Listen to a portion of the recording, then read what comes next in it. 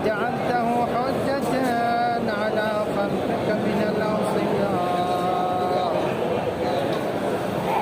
وعبرا في الدعاء ومنح من نصرك، وبذل مهجتك مهجته فيك ليستنقذ عبادك من الجهالة وخيرة الضلالة، وقد توارز عليهم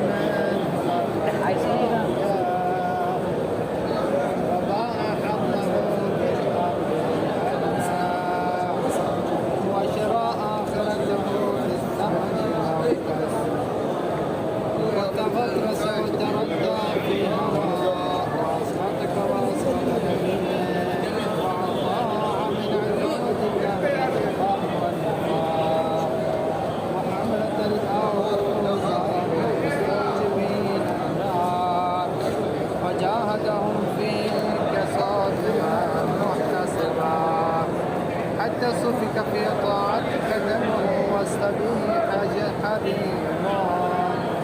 اللهم لعنا المبتلى وعذبهم عذابا أليما. السلام عليك يا ابن رسول الله، السلام عليك يا ابن سيد الأوصياء، أشهد أنك أمين الله وأمين، عشت سعيدا ومضيت حميدا ومت فقيدا مغنونا شهيدا. أشهد أن الله منجز ومهلك من خذلك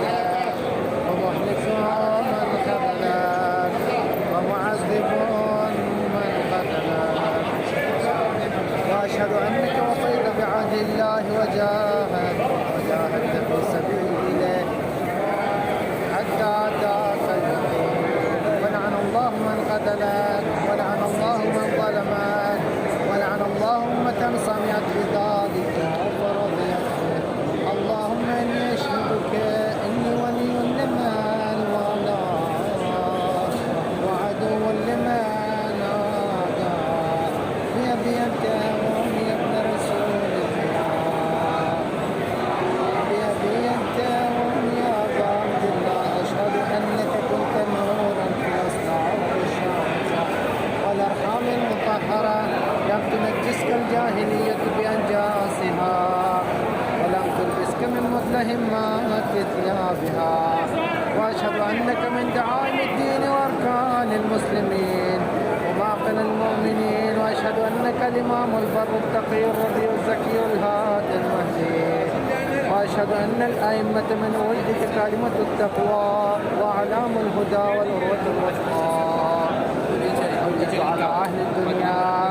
وأشهد أني بكم مؤمن وبإجابكم مؤمن بشرائع دين وخواتم عملي وقلب